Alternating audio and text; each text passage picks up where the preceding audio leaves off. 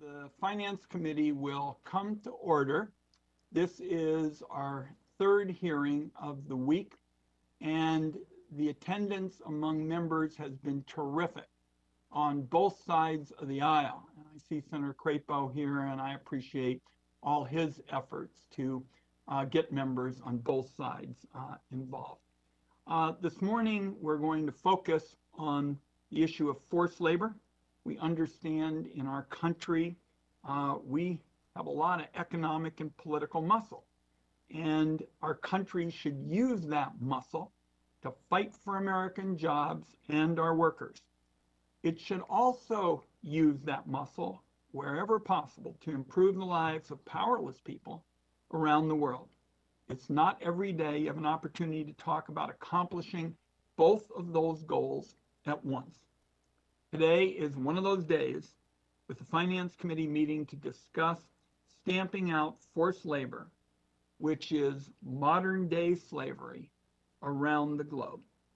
Now, it's going to take hard work, even in 2021, to live up to a moral standard that says the U.S. will not profit from slave labor, and yet it still goes on in many places around the world, including in places that are part of our global supply chains. The hard work, though, to fight forced labor is absolutely essential. Our government ought to use every available tool to root out the practice of forced labor and address its causes. That includes diplomacy, efforts to alleviate poverty, sanctions, or any other means. Within the jurisdiction of the Finance Committee, the government has to use every tool in the trade toolbox to keep forced labor products out of our market. The federal ban on imports made with forced labor goes back to 1930. It's known in trade law as Section 307. It gives customs the authority to stop products made with forced labor. However, there is a loophole in that federal ban that applied to products that aren't made within the United States, and it persisted for decades. Senator Brown, who has led on this issue for years, he and I wrote an amendment that closed the forced labor loophole in 2016. Since then, enforcement actions have increased, but so have glaring examples of the scourge of forced labor, especially in China. Two U.S. administrations have now concluded that what the Chinese government is doing to the Uyghurs people in the Xinjiang region in Western China constitutes genocide. The Chinese government and Chinese companies are using forced labor from that region to produce a variety of products. For example, the U.S. took action to block the import of cotton and tomatoes picked by slave labor in Xinjiang. The Finance Committee is going to hear today from Joseph Rona, whose good-paying union job is in the production of silicon metal, was shut down in part due to forced labor competition from China. Forced labor is a problem in other countries too, including in India, Burma, and Malaysia. As I indicated, Senator Brown and I have been pushing for U.S. trade enforcers to do work on a variety of fronts, including taking action against the import of mica, palm oil, and cocoa produced with forced labor. Bottom line, the continued existence of forced labor is morally repugnant, and when American workers have to compete with forced labor, everybody loses. We want to make sure that the Customs and Border Patrol has the tools and resources it needs to step up enforcement. And like so much of what we're doing, this is another crucial area for bipartisanship. Ending forced labor is morally just. Raising the bar for labor standards around the world will help protect high-skill, high-wage jobs here in the United States. So this is an important hearing. We look forward to our witnesses. Senator Crapo. Thank you, Mr. Chairman. This is a very important hearing. The International Labor Organization estimates nearly 25 million people in the world are victims of forced labor. The criminals behind this tragedy reap nearly $150 billion in profits every year. As horrifying as that is, nearly 30% of the victims are also victims of forced sexual exploitation and generate 99 billion, or 2/3 of those profits that I just referenced. The fight against forced labor is not a Democrat issue or a Republican issue. It is an issue that unites all Americans. That is critical to remember. Americans, including consumers, workers, and businesses, are all committed to this fight and doing everything possible to combat this scourge. The problem lies not with them, but with foreign autocrats and individuals who lack all sense of basic humanity. Our fight is with them. For example, as the chairman just mentioned, China's government has pressed nearly 100,000 Uyghurs and other Muslim minorities into forced labor, while euphemistically calling it poverty alleviation. As the New Lines Institute for Strategy and Policy explained in a report last week, China's treatment of the Uyghurs meets every criteria of genocide under the United Nations Genocide Convention. That report's findings, joint declarations by foreign legislatures, including Canada and the Netherlands, and track with a similar determination made by the State Department during the Trump administration. Accordingly, senators like Marco Rubio and Jeff Merkley, and many others, are showing leadership on this issue through their proposed Uyghur Forced Labor Prevention Act. Their efforts should be matched by the current administration. The U.S. Secretary of State and National Security Advisor are meeting today in Alaska with their Chinese counterparts. Forced labor is among the rights issues they need to press with them. Critically, this all reinforces that we need to broadly empower Americans and other good citizens of the world to be able to more effectively respond to this challenge. This includes effectively utilizing technology to identify where goods made with forced labor can enter the supply chain. It means our laws and regulations must be transparent and provide informative and thoughtful guidance so Americans know how to avoid importing such goods. It means we need to know the ongoing efforts of our businesses so that government can help leverage them in the fight against forced labor. Many of them have developed best practices to stamp out forced labor from their supply chains. We need to leverage their experience and expertise. Finally, it means we must partner with civil society to raise awareness on this important issue. The witnesses we have today can speak to each of these points. Their expertise and knowledge will help this committee address this important matter. Mr. Chairman, I'm glad this is an issue which we both care deeply about, and thank you for organizing this hearing. I look forward to hearing the testimony from our witnesses. Thank you very much, Senator Crapo. Let me now introduce our witnesses. Mr. Joseph Arona of Buffalo, New York is a United Steelworkers member. He's a former employee of Globe Specialty Metals, and they produce a critical input for semiconductor chips and solar panels, and they're based in Niagara Falls, New York. Globe Specialty Metals shuttered its factory in 2018 due to intense competition from underpriced Chinese products, as well as shifts in global demand, driven in part by Chinese product that was produced with forced labor. He now works for another firm. Ms. Martina Vandenberg will be next, of Washington, D.C., the founder and president of the Human Trafficking Legal Center, an important organization established in 2012. She's a non-governmental organization dedicated to the eradication of forced labor.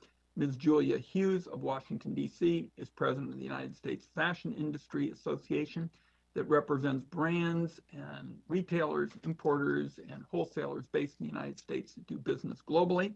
And Dr. Leonardo Bonanni is of New York, is the founder and CEO of Sourcemap, a supply chain transparency company, and they track the supply chains of more than 50 raw materials. And we welcome all of them, and we're going to make your prepared remarks a part of the record. And let's begin with you, Mr. Rona. Chairman Wyden, Ranking Member Crapo, members of the committee. My name is Joe Rona, and I am a member of the United Steelworkers and a maintenance mechanic at Sumitomo Tire Plant in Tonawanda, New York. Thank you for the opportunity to testify today on the important topic of how to fight forced labor and improve our supply chains. Connecting my life in Buffalo to global supply chains and forced labor is unfortunately and surprisingly too straightforward. While I've worked at the tire plant for the last couple years, my previous job was at Faro Globe's Niagara Falls, New York plant. I worked there for 10 years, roughly with 100 other union members and management. The Faro Globe facility, which I'll call Globe, used to produce metal silicate by taking quartz, wood chips, and coal and cooking them in an electric arc furnace until the quartz is reduced into silicon metal. Metal silicate is a product that we made 24/7 at the plant. It is a product you interact with every day in a variety of ways, from strengthening aluminum to the caulking that seals your home or even cosmetics. Silicon metal is everywhere. It is also a base component to the production of polysilicon, which is a vital to solar at the plant. It is a product you interact with every day in a variety of ways, from strengthening aluminum to the caulking that seals your home or even cosmetics. Silicon metal is everywhere. It is also a base component to the production of polysilicon, which is a vital to solar panel production. Expecting that strong demand for solar power would boost metal silicate demand, in 2009, Globe planned a $35 million upgrade to convert its metallurgical grade silicon into 4,000 tons of upgraded metallurgical grade silicon each year, enough to produce 500 megawatts of solar power. Our company, in an investor report in 2016, highlighted the opportunity to see demand grow as Solar City, a solar panel company connected to Elon Musk, was supposedly in the final stages of construction. However, that vision fell apart for the workers at Globe in 2018 when the plant was closed because of lack of demand. Globe has been fighting illegal trade practices in metal silicate for decades now. The first trade enforcement case against dumped and subsidized metal silicate from China started 30 years ago in 1991. But while tariffs on metal silicate helped to defend our jobs at Globe, they could not stop products further up the supply chain like solar panels or those produced with forced labor. The growth of China's industrial capacity is well documented. Chinese companies in polysilicon produced over 80% of global polysilicon in 2020. This has effectively locked out U.S. out of growing solar demand, and overcapacity in China destroys nearly any ability of U.S. companies to compete. But for my brothers and sisters who made good wages at Globe, between $70,000 and $100,000 a year, were victims not only to unfair trade practices, but also forced labor in China. About 45% of the world's supply of solar-grade polysilicon comes from Xinjiang. The news about human rights abuses there are unacceptable. According to academic experts, 10 million Muslim minorities in the region are under lockdown control, and over 1 million Uyghurs and others have allegedly disappeared into internment camps. One study estimates that more than 80,000 Uyghurs were transferred out of Xinjiang to work in factories across China between 2017 and 2019. There should be no debate. Eliminating forced labor from our country's supply chain should happen today, and companies who have benefited should be held accountable. It was a good step when Customs and Border Patrol issued a withhold release order against cotton and tomato products produced by Uyghurs. We should act immediately to do the same for products like solar panels that contaminate the supply chain with forced labor. We also need to act urgently to defend American workers and foster a domestic solar industry here. This means direct investment in metal silicate plants like my old facility in Niagara Falls or the plant in Alloy, West Virginia, where my union and brothers and sisters work. Thank you for the opportunity to testify today, and I look forward to answering any questions you may have. Finally, working with my union, I've included additional materials with my written testimony. Thank you very much, Mr. Rona. We'll next have Ms. Vandenberg. Thank you so much, Chairman Wyden, Ranking Member Crapo, and distinguished members. It is an honor to appear before you today to address the issue of forced labor in global supply chains and the Tariff Act. I lead the Human Trafficking Legal Center, a human rights organization dedicated to the eradication of forced labor. In 2020, we joined a coalition of non-governmental organizations to petition Customs and Border Protection to block all imports of Xinjiang cotton into the United States. CBP issued a region-wide withhold release order in January 2021. China has been much of the focus of CBP enforcement, but forced labor is a global issue. We once assumed that we could prosecute our way out of forced labor, but we were wrong. Prosecutions are practically non-existent.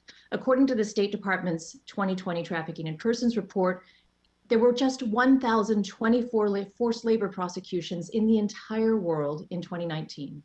And the United States is no exception. According to the Department of Justice, federal prosecutors indicted just 12 forced labor cases in the entire country in fiscal year 2019.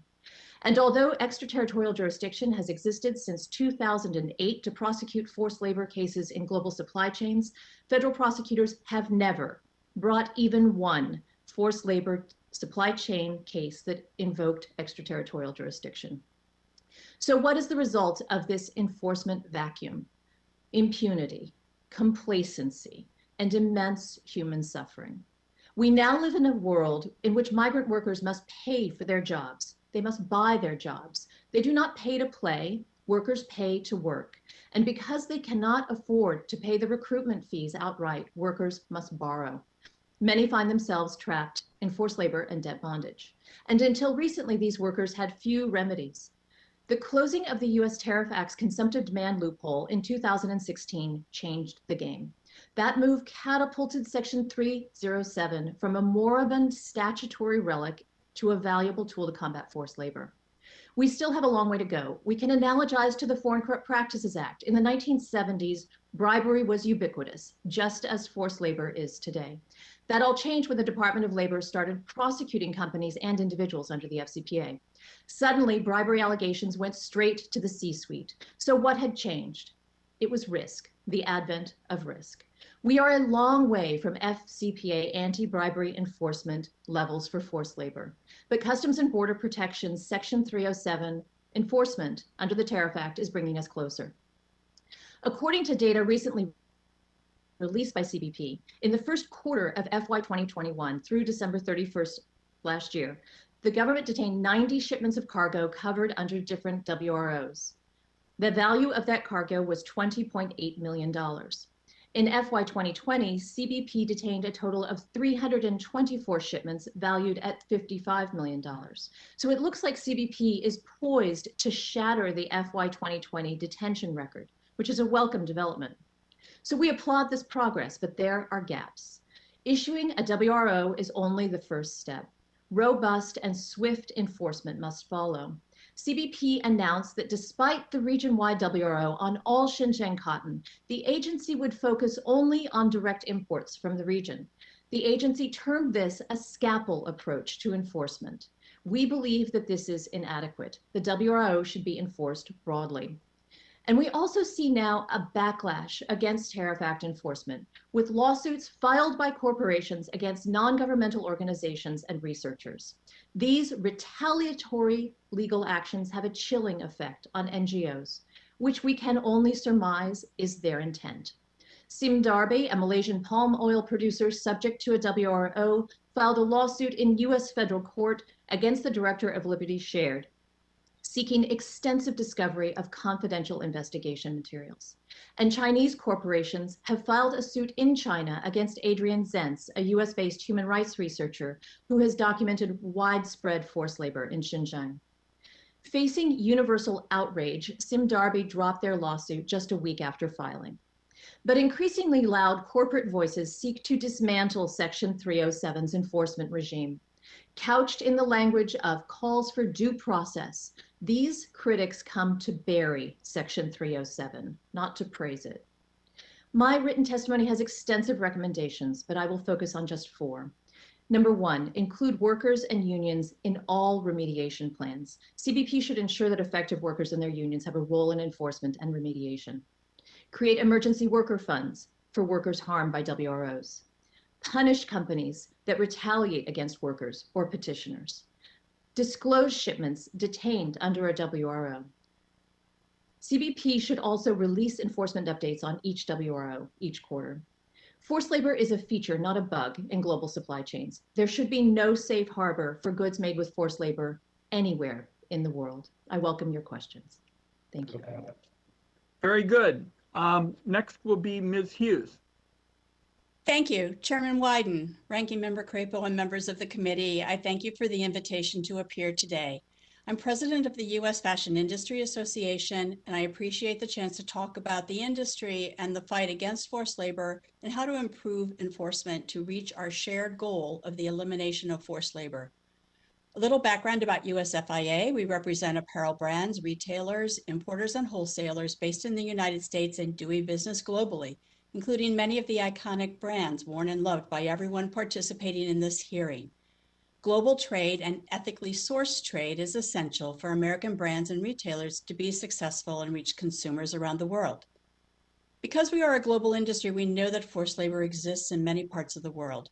For several decades, USFIA member companies have maintained codes of conduct and strict requirements for supply chain partners that ban the use of forced labor. Companies maintain an extensive network of contracts, audits, verifications, training, and direct engagement with suppliers. But we recognize that there remains more action needed to guarantee that forced labor is not in the supply chain for fashion products. So what are we doing to root out forced labor from the supply chain? Even before the very public media reports about forced labor in the past year, our industry associations, USFIA, working with our friends at the American Apparel and Footwear Association, National Retail Federation, and Retail Industry Leaders Association, joined together to create an ad hoc forced labor working group to facilitate the sharing of information and the sharing of resources among the industry. The task is not easy, to put it mildly. My personal belief is that to eliminate forced labor, we need to go beyond what companies can do on their own and go beyond an emphasis on punitive measures to use multi-stakeholder approaches. The combination of civil society, NGOs, companies, governments, and international institutions is needed to reach our goal. In the written statement, I shared a few examples of how this has worked. I'm especially pleased to mention the Cotton Campaign, which for more than a decade, brands and retailers have been a part of, focused on eliminating the government-sanctioned use of forced labor in the cotton fields of Uzbekistan. And today, moving forward with responsible sourcing agreements with cotton growers, cooperatives, and brands looking to the future. Another approach that is just at the beginning is the Yes Yarn Ethically and Sustainably Sourced.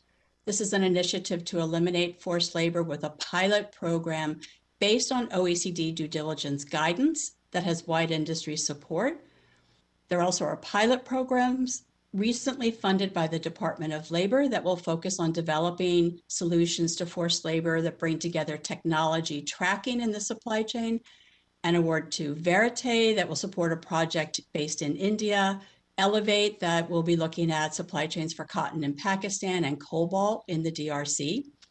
But even with all these initiatives, we know we need more, and we need to work with the executive branch and with the Congress to eliminate forced labor. In my remaining time, I just want to briefly focus on the executive branch aspect. We support a coordinated effort to engage our trading partners to eradicate forced labor from the supply chain, working together with the State Department, U.S. Trade Representative's Office, Labor, Commerce, NSC, USTA, to make this a priority for a whole of government approach. We especially want to talk about the important role of U.S. Customs and Border Protection to implement this enforcement strategy. U.S. companies are partners with CBP on enforcement. The policy of informed compliance, the participation of companies in CBP's trusted trader programs means there already is a shared approach to enforcement. What we believe will help even more is more transparency in the process and more of a shared approach. What does that mean in practice? 2 recent GAO reports highlighted some of the issues, and it boils down to transparency and objective criteria are essential for success. We don't think success is measured by the number of detentions. Success will be measured by the degree to which we all work together to effectively reduce and eliminate forced labor around the world. Transparency is key for this. We hope to work with CBP and the committee, and I thank you again for the opportunity to speak today. Fashion brands and retailers have zero tolerance for forced labor. We believe working together to eradicate forced labor from global supply chains will be good for American workers, American consumers, and the world, and we stand ready to work with members of the committee and the Congress to achieve this goal. Thank you very much, Ms. Hughes. Mr. Bonini. Chairman Wyden, Ranking Member Crapo, distinguished members of the committee, thank you for the opportunity to speak with you today. I'm the founder and CEO of Sourcemap, leading provider of technology for supply chain transparency.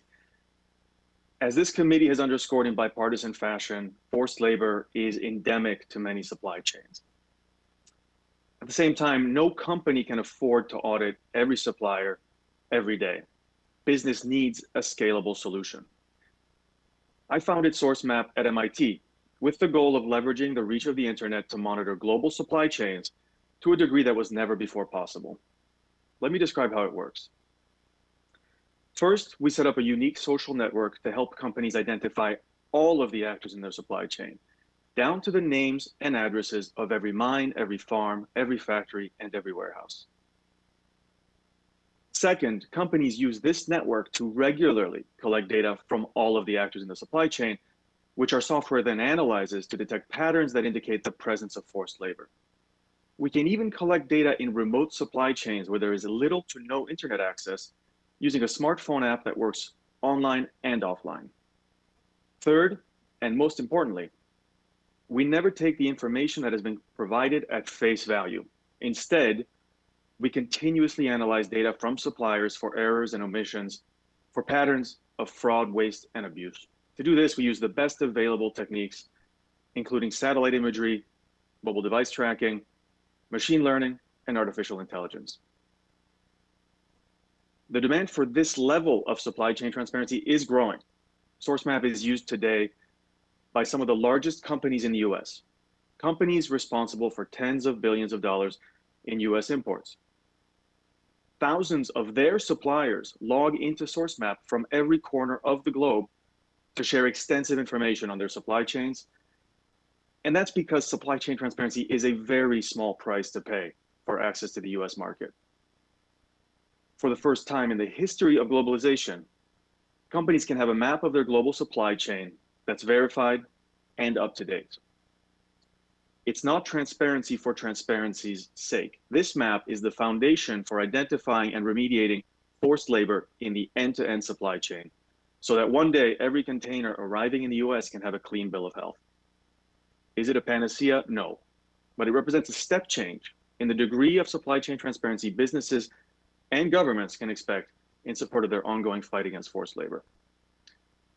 Mr. Chairman, supply chain transparency is good for business in many other ways. It reduces risk, it saves money, it helps to secure hard-to-get materials, it helps to monitor for quality, counterfeiting, environmental conditions, health and safety. This committee has an important role to play. This hearing itself sends a message that you expect action from all stakeholders. Mr. Chairman, I know that you've been working with Senator Brown on new tools to empower Customs and Border Protection. I encourage you to put supply chain transparency technology at the center of those efforts. Supply chain transparency needs to become the norm. At a minimum, companies should disclose the names and addresses of their direct and indirect suppliers. This evidentiary standard will establish the US as the leader in combating forced labor in supply chains, while saving companies and customs protection millions of dollars. Setting a simple standard for supply chain transparency will help create a level playing field for all companies importing goods into the US. It's not just the right thing to do for our values, it's the smart thing to do for US business and for US workers.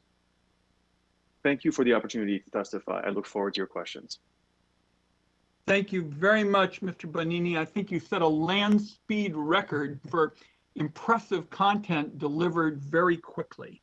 Now, let me start with you, Mr. Arona, because I think I want to ask the question that really frames this whole discussion. To what extent did imports produced by forced labor contribute to your plant closing and you and your coworkers losing your jobs? To what extent did it affect all of us? Yeah.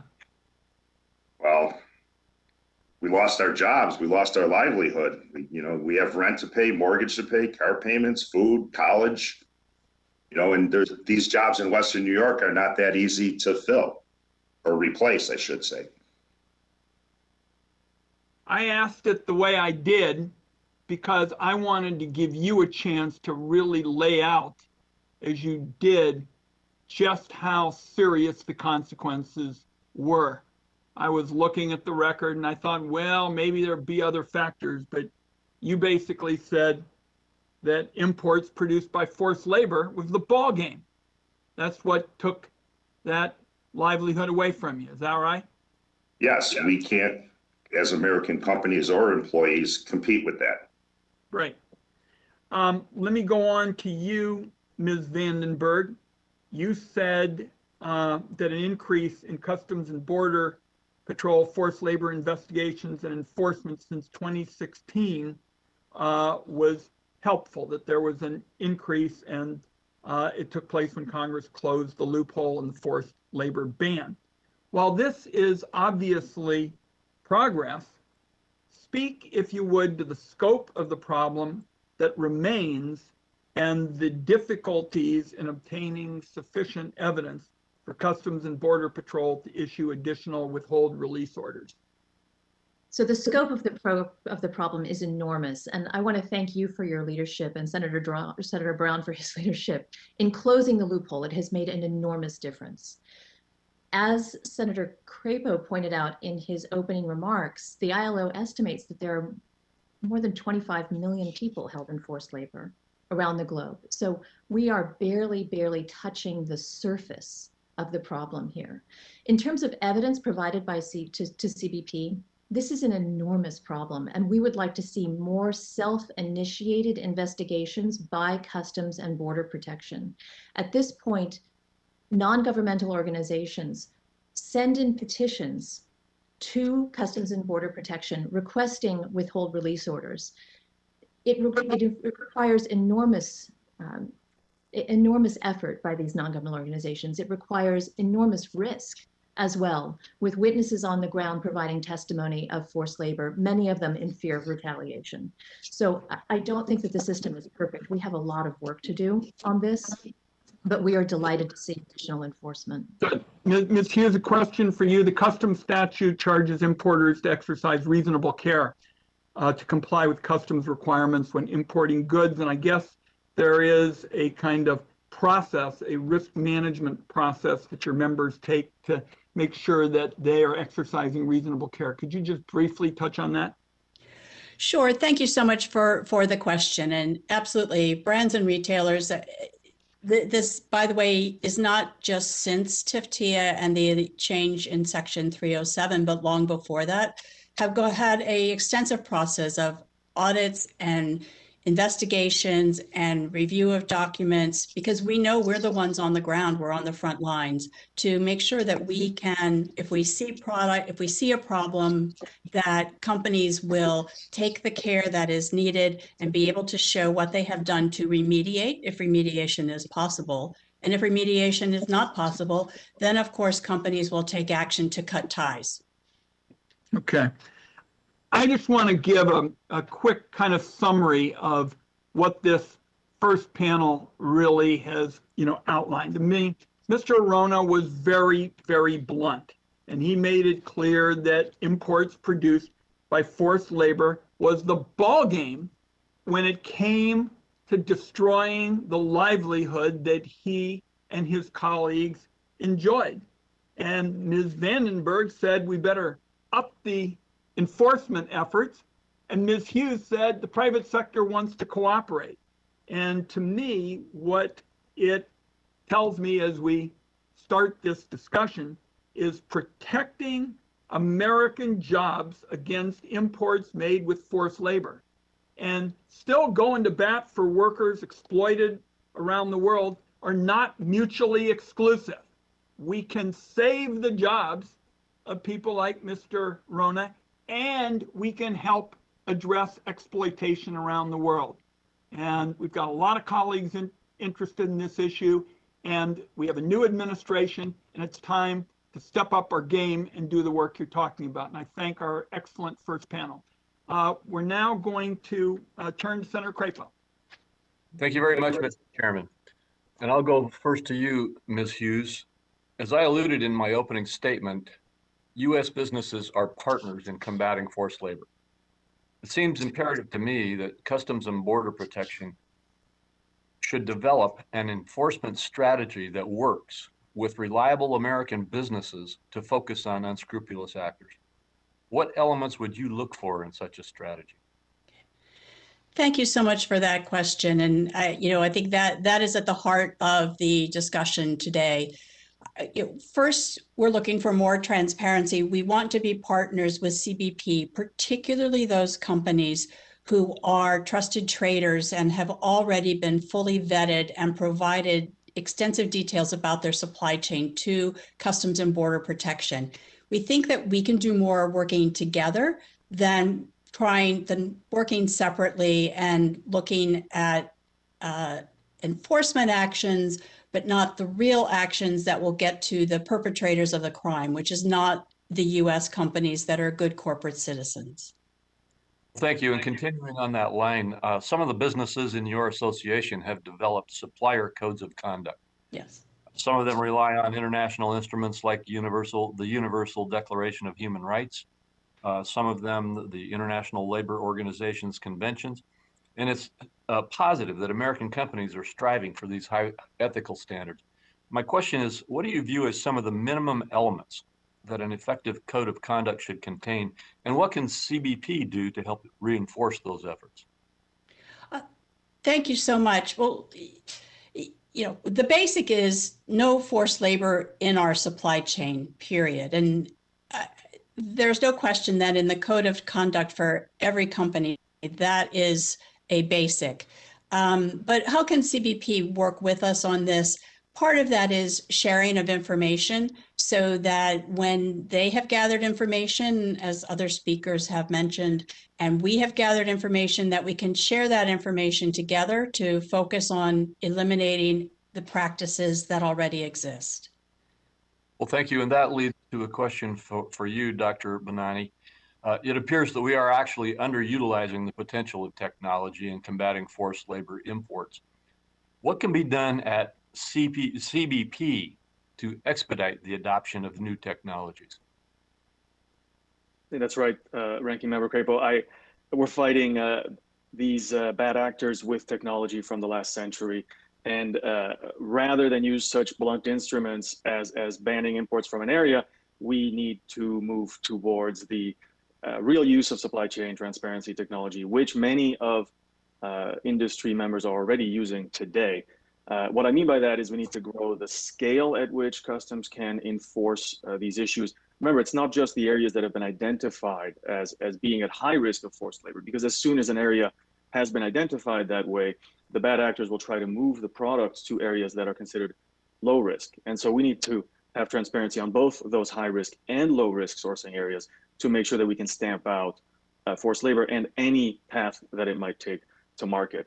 I would also urge customs to set a very simple standard for the kind of company data that should be collected so that companies can confidently import goods into the country. And then I know I've only had a little bit of time to explain what is a relatively complicated technology to address a very complex problem. But we are very open and in fact already working with the government, including having been selected to provide traceability for the Department of Labor's recent project to trace goods of child labor in India. And so I welcome your questions, but also further questions from the committee on how we can help to set that data standard and really go big so that all of the companies are pushing transparency to the same degree and tackling the problem together. Well, thank you. And Ms. Vandenberg, I've read that your research indicates that many countries lack the political will to criminally prosecute forced labor. That is deeply troubling.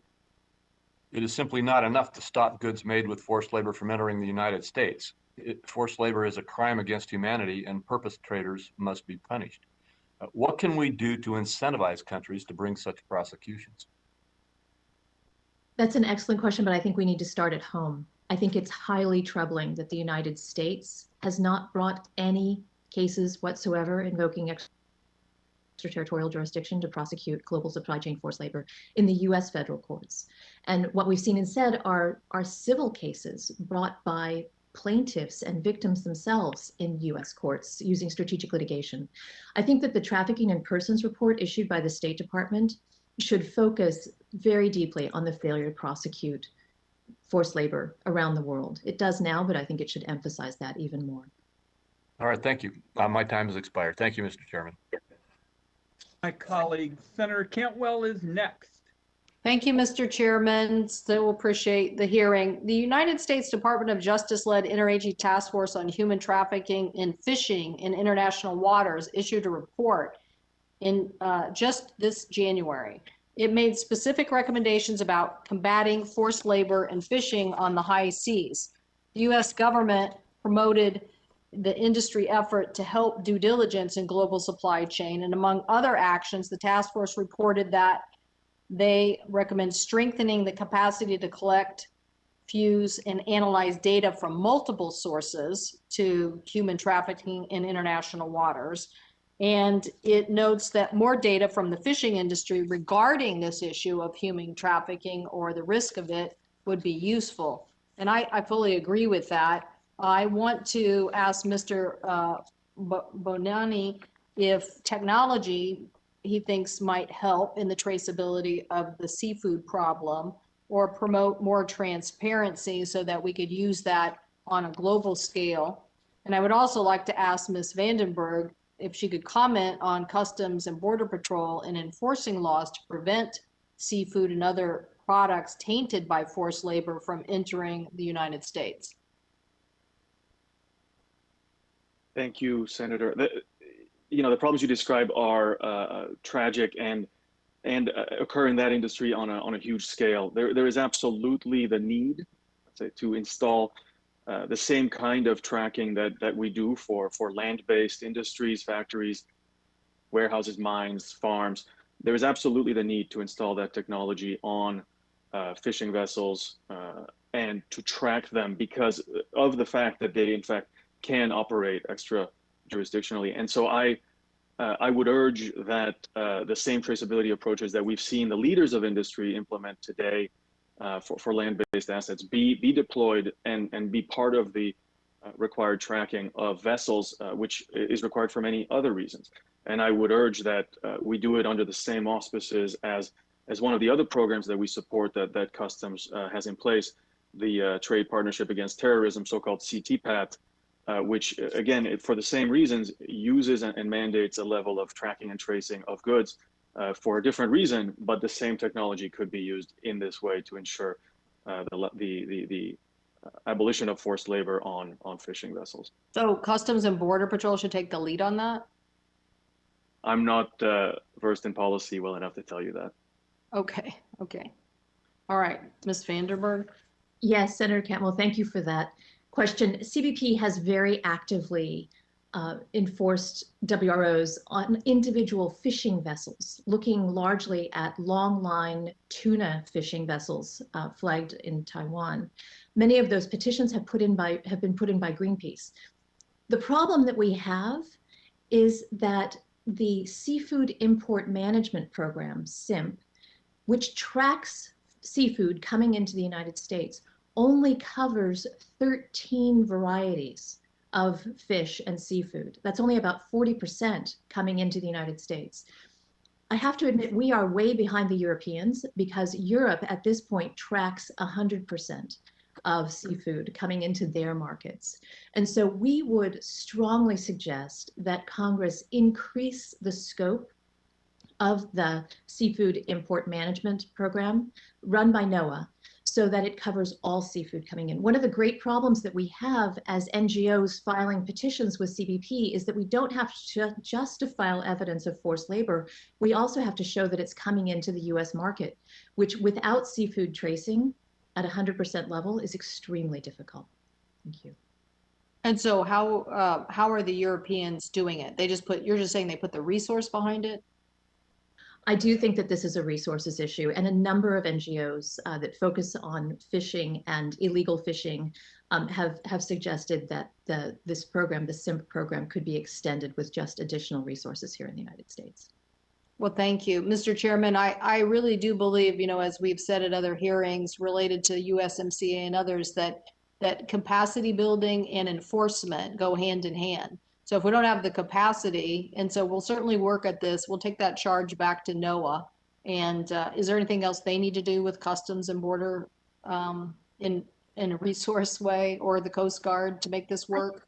I do think that there's a problem with interagency communication and interagency cooperation. And so we would push very hard for Customs and Border Protection to work more closely with DLO, with Department of Labor and with ILAB. They are already working with NOAA. So I think there's progress. The limitation is in the number of seafood varieties that are tracked. Okay, well, let's get them all tracked. So anyway, thank you so much. Thank you, Mr. Chairman.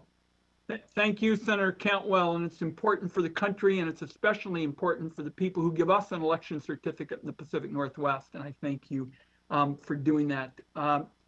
Next will be Senator Grassley. Thank you, Mr. Chairman, for holding this hearing. We need fairness in our trade, and we need a level playing field, and you're hitting that very hard with this hearing. I want to lead into a question with Ms. Hughes this way. The Australian Strategic Policy Institute in January last year said around 600 ethnic minority workers from Xinjiang were employed at a shoe manufacturer whose primary customer is Nike. These workers were mostly Uyghur women who at night were required to study Mandarin and sing Chinese national anthem. New evidence from a Nankai report, a Chinese academic publication with information from public government sources show that the primary aim of what the Chinese call labor transfers are not economic but political and demographic. The report, which was made public in English by the Victims Communism Memorial Foundation, details the state's campaign of cultural and demographic genocide. In your testimony, you said you want to look at the role of the U.S.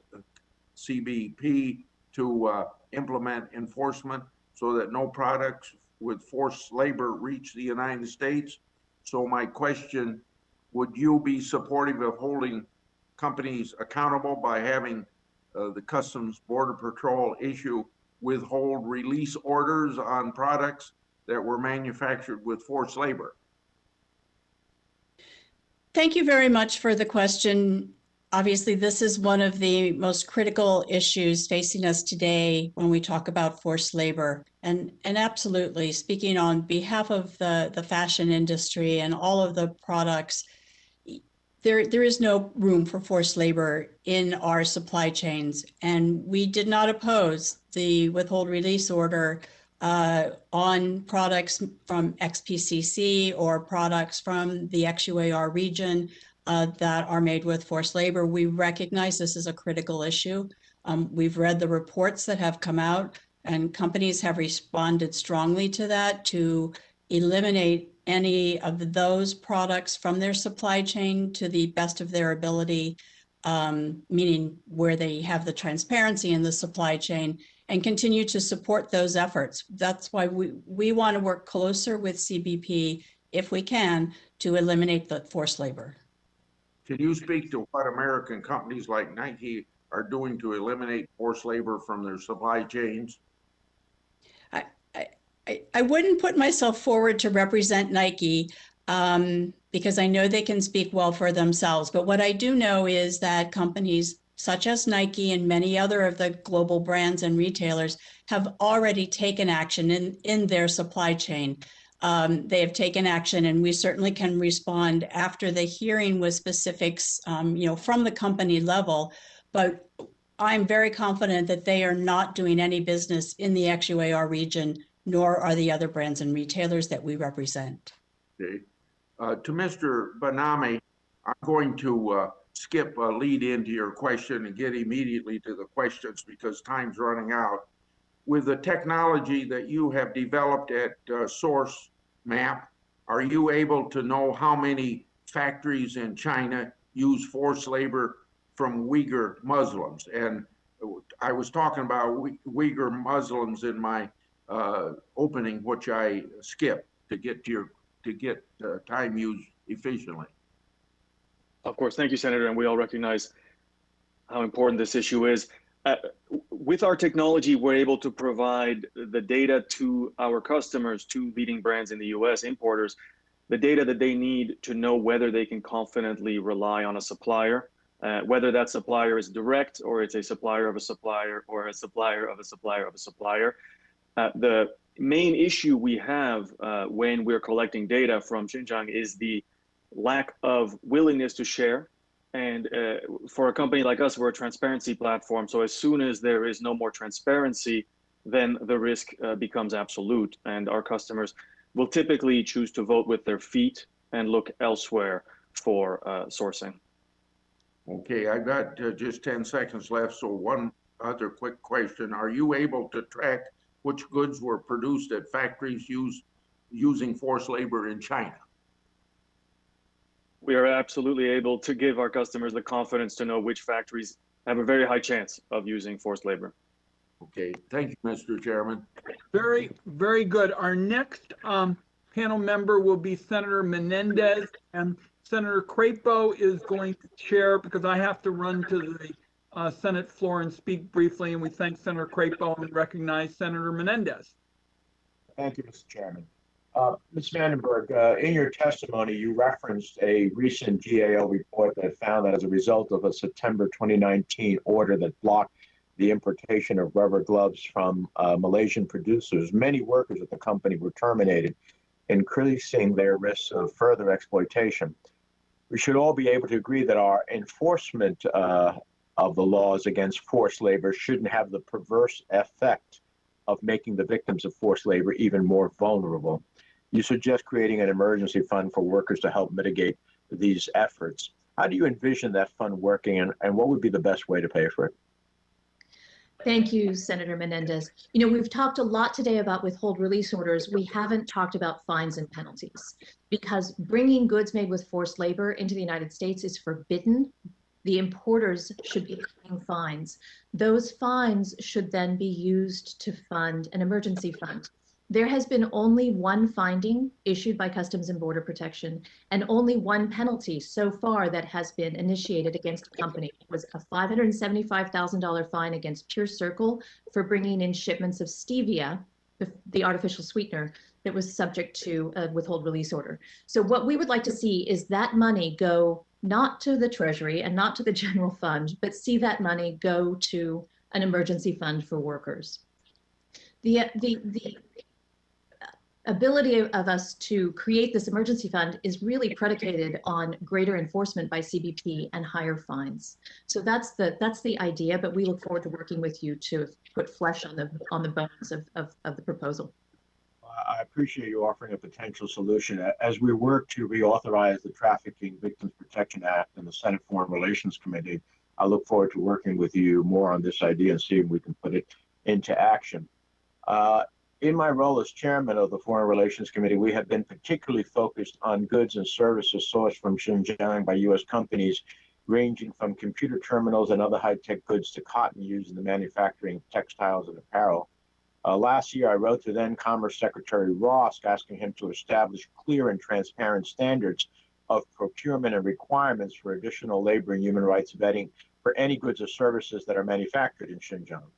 My colleagues, Senator Merkley and Rubio, have introduced bipartisan legislation, the Uyghur Forced Labor Prevention Act, that would do this and more, including authorizing the use of sanctions on individuals knowingly facilitating forced labor. And I look forward to having a markup of, in some form in the near future, of that type of approach.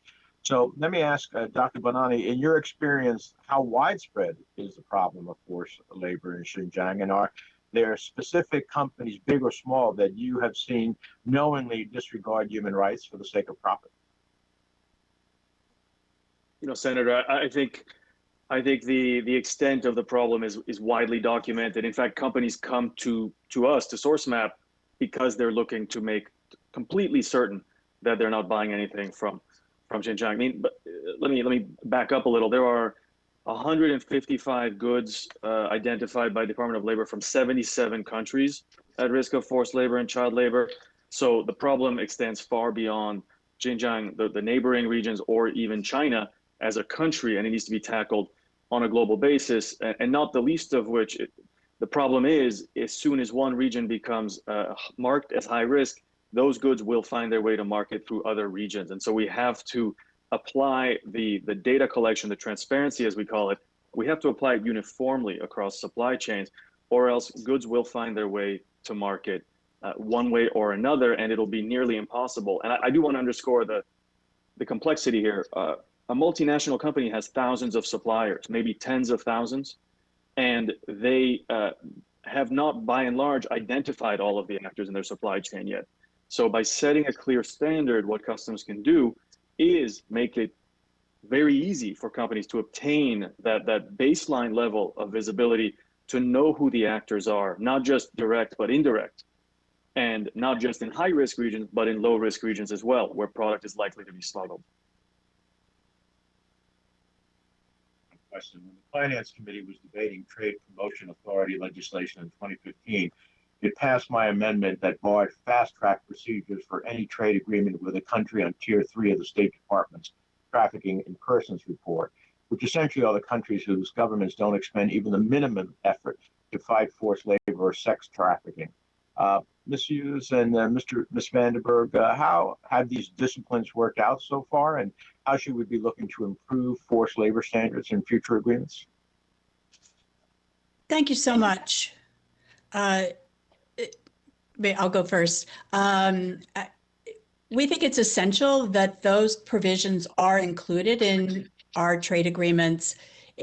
We need the support from not just U.S. government, as we've been really focused on during the hearing, but also our international trading partners to eliminate forced labor in the supply chains. So we very much support that approach and look forward to continuing to work to that end. And I would completely agree. It is our view that all trade agreements that are negotiated need to have provisions that ban the importation of goods made with forced labor. And the reason is clear why we need this. It's because goods brought into US markets that are blocked by a withhold release order can simply be transshipped. And we have evidence that goods are being transshipped to Canada and to other markets. And so all of the markets need to have this importation ban. Thank you, Mr. Chairman. Thank you. Thank you, Senator Menendez. I don't see another senator on camera right now. Senator Thune is next. Senator Thune, are you here?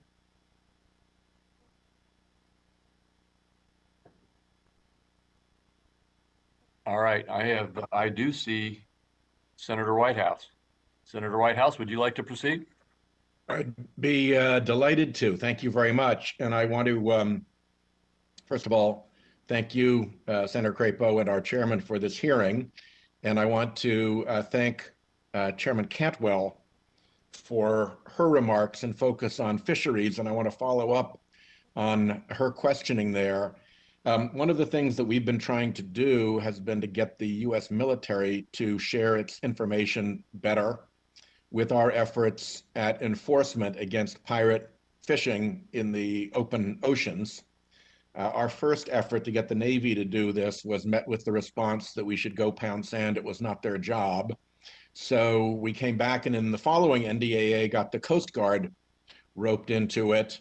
And there is a lot of information that the Navy and the Coast Guard have access to about the travel of ships on the high seas. So as we're dealing with NOAA, with the Department of Labor, and with the Border Protection, Customs and Border Protection folks on this, there's also this overlay of military and security intelligence that we should have.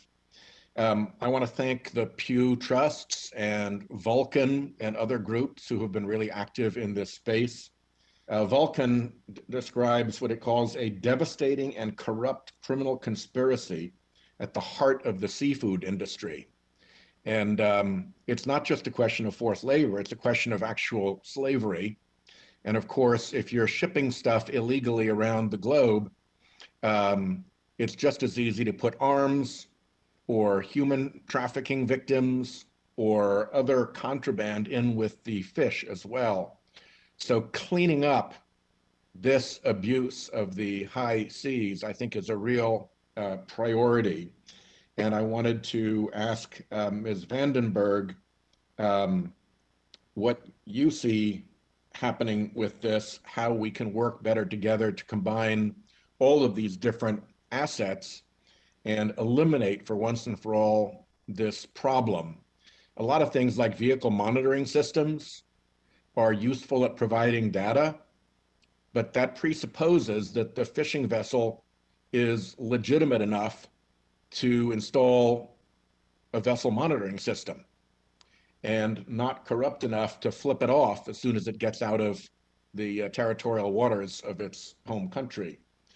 And it's really pretty gross stuff. I mean, you got people living in cages, you got stories of people who, when they got sick, were thrown overboard because it was too much of a pain to go and get them treatment on shore. It's a pretty brutal criminal conspiracy out there, and I'm glad that Chairman Cantwell brought attention to it, and I hope we'll keep that as a focus on this. It combines all the worst elements of forced labor, slavery, piracy, and international crime. Ms. Vandenberg, your reaction. Senator Whitehouse, I could not agree with you more. If you look at the reporting, for example, that's done by Ian Urbina and the publication of his book, The Outlaw Ocean, we are talking about modern day slavery on the high seas in a way that is outside the reach of law unless countries choose to prosecute. And so murders that are committed against workers and fishermen on these ships that are unpunished and are committed with total impunity. I would just add one footnote to your comment on the U.S. Coast Guard. Several years ago, we learned that fishermen had been handing notes to Coast Guard officers boarding vessels. Those notes said, "Please help me." We are not certain at this point what the Coast Guard's protocol is when a fisherman on a boat cries out and asks for help because they're being held in forced labor. So I would ask that the Coast Guard's protocol be clear about what they do and how the U.S. government will intervene when it finds forced labor on a vessel. Well, under the new NDAA provisions that we got put in, they are going to have to do more reporting on this, and we'll be sure to add that to the questions that we have in our scrutiny of all of this. The only thing I'd add, Mr. Chairman, is that while they're not an outright pirate fleet, the Chinese fishing fleet is behaving in extraordinarily aggressive ways, both as regards crewing, picking people off of other countries and taking their papers and putting them into effective servitude, and in return, also in terms of violating other countries' sovereignty, and even in the case of one incident in Indonesia, sending a Chinese military vessel into Indonesian waters to forcibly take back from Indonesian coastal authorities a Chinese pirate fishing vessel that it had seized and was going to sink, having seized it. So it was basically an act of war, but the Indonesians don't want to tangle with the Chinese on that level. But in my trips, particularly with Senator McCain, across the Pacific region, country after country after country raised concerns and complaints about the improper pressure of the Chinese fishing fleet against their sovereignty. So I think it's an area where we can make some real friends in the region if we're seen as being active supporters. And I flag that for my colleagues, and thank you for recognizing me. Thank you, Senator Whitehouse, and those are very appropriate observations. Next will be Senator Cortez Masto, and I should also say to the other senators, I know we've got a lot of senators who are trying to shuffle a lot of actions today, but we need you to start coming back for the hearing. Senator Cortez Masto. Thank you, Ranking Member Crapo. Ms. Vandenberg, I'd like to start with you, and thank you for the conversation today. I so appreciate the good work that you have been doing, providing legal representation to survivors of human trafficking. This is an area that I have worked in previously as the Attorney General of the state of Nevada. As you mentioned in your testimony, federal prosecutors in the United States indicted just 12 forced labor cases in the entire country in fiscal year 2019. So what would you say are the biggest barriers that prevent traffickers from being prosecuted in the United States? Focusing on the global supply chain piece, so on the international cases, I think that there has been a tremendous reluctance at the Department of Justice to use the extraterritorial jurisdiction tools that Congress delivered in 2008. I think that's partly a resources problem. I think that U.S. attorneys' offices are reluctant to spend the resources required to do international investigations. I think we need international investigators who are competent and trained to do the sort of investigations that would be required to bring these cases in U.S. federal court. Again, looking to the FCPA as an example, many of those cases are brought because companies self-report. Companies go to DOJ with evidence and white papers of their own and inform DOJ of bribes that have been paid before they get caught. We don't have that same tradition with forced labor. Forced labor is currently treated as just a corporate social responsibility issue, which is enormously problematic. Yeah, I can't agree more with you. To me, any type of human trafficking, we need to aggressively enforce and make sure we're doing everything we can. And I just so appreciate you having this conversation. Let me ask you, with respect to forced labor, can you talk a little bit about how well the different federal departments and agencies have coordinated around this strategies and tactics to meet this common goal? What should we be doing in Congress to help facilitate if that is not happening? I think that it's improving, and certainly the GAO has recommended increased interagency cooperation across the board. The issue that we have is that Customs and Border Protection, these investigations are criminal investigations. And so there are legitimate reasons why it's not possible to share all of the evidence. The increased cooperation that we are seeing and that we welcome is increased cooperation between Customs and Border Protection, ICE, and the Department of Justice. Because the end game here has to be prosecutions for forced labor and global supply chains. And so that criminal justice alliance is what will lead to those prosecutions.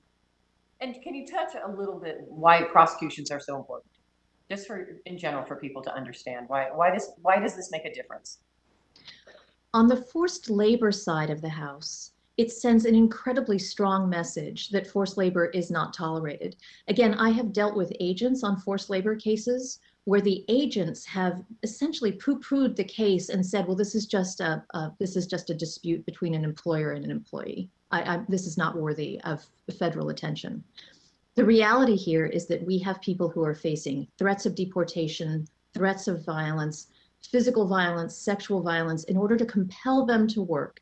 These cases are worthy of federal attention, and it will be a much greater deterrent if we can say to corporations and perpetrators, if you commit these crimes, the U.S. government will prosecute you.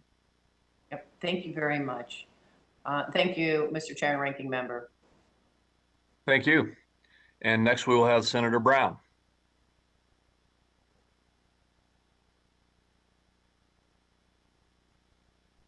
Thank you, Mr. Chairman. Thank you, Chairman Senator Crapo. I thank Chairman Wyden for holding this hearing today. He and I have done a lot of work together to close the consumptive demand loophole in combat forced labor and child labor. I'm excited. This is the first hearing that the Finance Committee is doing in the trade space this year. I have two questions. According to a GAO report issued earlier this month, CBP has issued 29 withhold release orders since February 2016. 5 of them cover a type of good produced in a specific location or region, such as cotton in Xinjiang, China, which produces 80% of Chinese cotton for apparel production in China. Center for Global Policy issued a report that suggests more than 500,000 Uyghurs and other Turkic Muslim minority people in Xinjiang have been coerced into picking cotton. Chairman Wyden and I wrote to the previous administration urging them to do more to enforce the law and stop importing products made for state-sanctioned forced labor. We clearly must do more. Ms. Vandenberg, you've recommended we strengthen enforcement of the existing regional WRO on cotton and cotton products from Xinjiang. Can you elaborate on your recommendations, please? Absolutely. And I work with a coalition of non-governmental organizations called the Tariff Act Advisory Group, and we have actually submitted concrete recommendations that I reference in my written testimony to CBP, encouraging them to robustly enforce region-wide WROs, and particularly the region-wide WRO on cotton and tomatoes in Xinjiang. So very specifically, just 3 points. Number one, there needs to be greater transparency. We don't have any insight at this point into shipments detained under the region-wide WRO that bans Xinjiang cotton and tomatoes. So we need more insight to see what's coming into the country.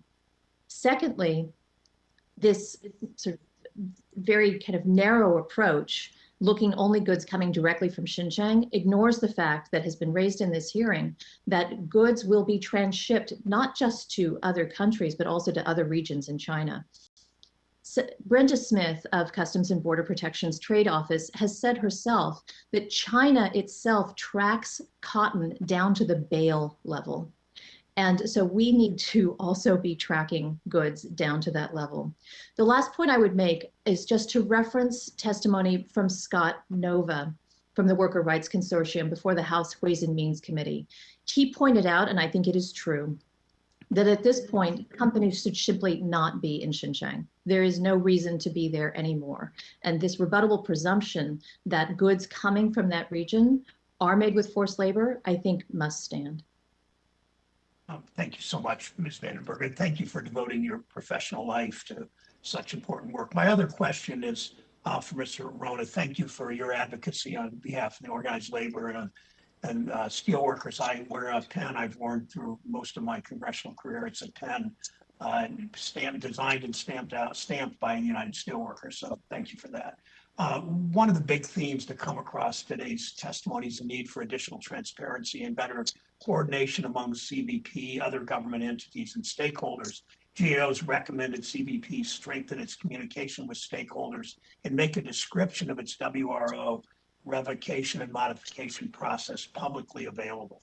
Several people today have recommended a CBP expand its collaboration and communication with other agencies like USTR, and we're thrilled with the 98-0 vote for the new trade rep, ILAB, and the State Department, as well as non-government organizations. So, Mr. Rona, my question for you: what additional transparency would help unions and other worker support organizations protect workers who find themselves at risk of or impacted by forced labor? And as you answer that, you answer this question too: how does greater transparency around CBP decisions and ongoing investigations help protect workers at risk, as well as U.S. workers who are impacted by this? Senator Brown, to your first question, I'm a maintenance worker in a plant. I don't have that much knowledge on the transparency issue. But I do know that when I'm at work, if I have a job to do, it gets checked, whether by quality, by management, by whoever. So I think it should be our government's job to check everything that's coming into this country and stop products if it's from forced labor. And greater transparency will help stop illegal goods and keep corporations that are honest with their supply chains. Thank you. Okay, thank you, Mr. Rona. Mr. Chairman, thank you for the time. I appreciate it. Thanks for doing Thank you, Senator Brown. And next is Senator Thune and then Senator Warren. Thank you, Mr. Chairman. Ms. Hughes, in your written testimony, you state that member companies of the Fashion Industry Association have made, and I quote, extensive progress toward removing links with forced labor in their supply chains. While forced labor is deeply wrong wherever it occurs, there is increasing evidence of Uyghur Muslims work in cotton fields and factories in the Xinjiang region of China. What actions have your member companies taken to help ensure the goods they're selling are not from forced labor in China?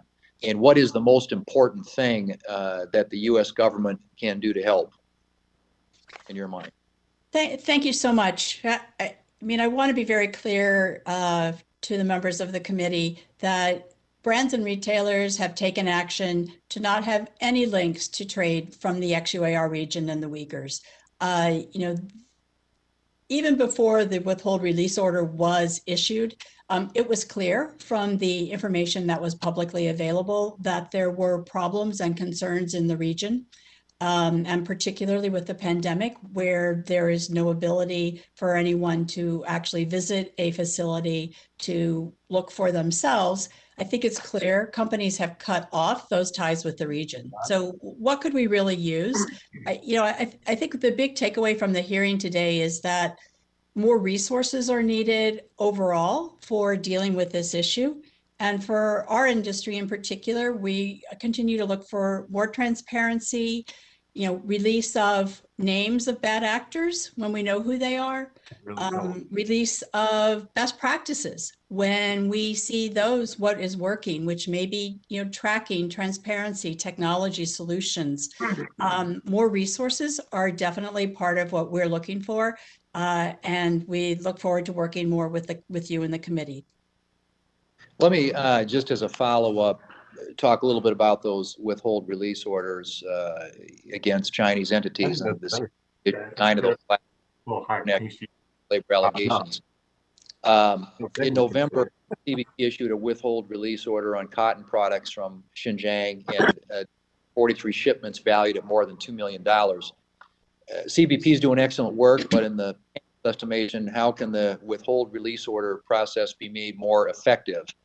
And perhaps on a related theme, what new technologies should CBP be considering to detect where supply chains are most susceptible to forced labor? And Ms. Hughes, if you want to start with that, if others have comments, that would be great. Thanks.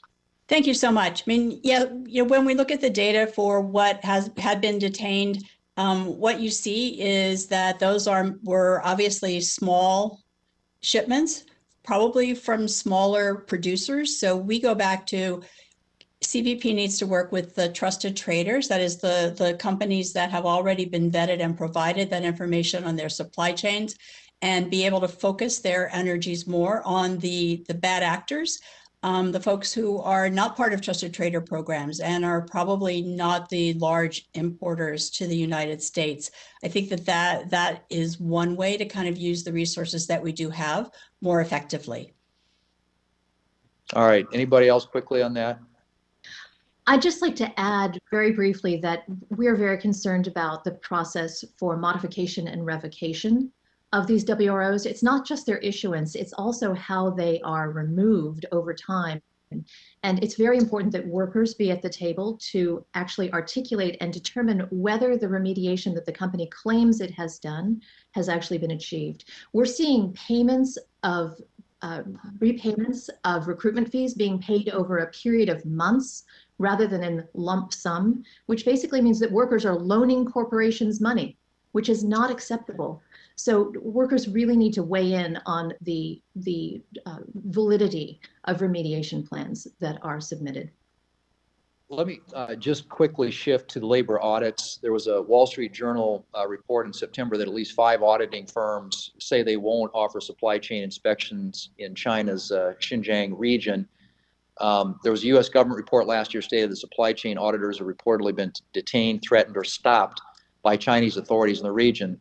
As American companies look at their supply chains, and are they finding it more difficult to find independent labor audit inspections in Xinjiang? And given the lack of access for independent auditors, how are companies adapting their supply chains from the area? And I only have about 20 seconds left.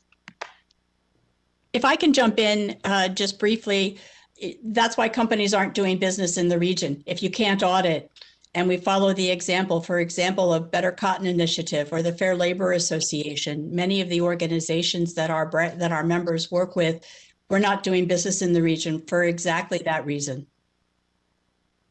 Okay.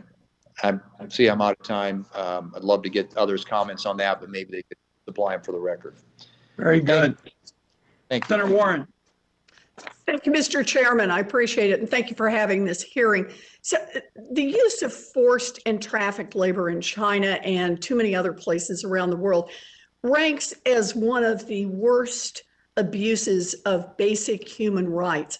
We have a moral obligation to stamp out these despicable violations and to protect workers regardless of where they are in the world. This is about our values, but it's also about consequences here at home. American consumers are unwittingly buying products made with forced labor at their local clothing stores. American workers are being placed in the impossible position of competing against forced labor and child labor. And big American corporations, which have spent decades moving jobs overseas, are taking advantage of forced labor to improve their profitability. Mr. Rona, are corporations doing enough themselves to scrutinize their own supply chains for forced labor? No, they absolutely are not. Well, that pretty much answers it. So let's talk about what corporations are doing. Apple, Nike, Coca-Cola, companies that are as American as apple pie, are just a few of the brands that are suspected of relying on suppliers that use forced labor. And they have spent huge amounts of money and deployed armies of lawyers and lobbyists trying to water down legislation that would make them take more responsibility for their supply chains. So, Mr. Rona, how do you reconcile these companies' actions with their strong public statements against forced labor? Do you, or let me ask it another way, do you think they're likely to take meaningful steps to clean up their supply chains voluntarily? No, I don't think they will. That's why I believe the government has a role to protect American workers from forced labor. Corporations making voluntary, that's talked about this for decades of forced labor. This topic was, my father brought this topic up when I was a teenager. We talk and talk and talk about it, and not a lot gets done about it. It needs to stop now. Yeah. Well, I appreciate your point about this has been going on for a long time and it's just more talk.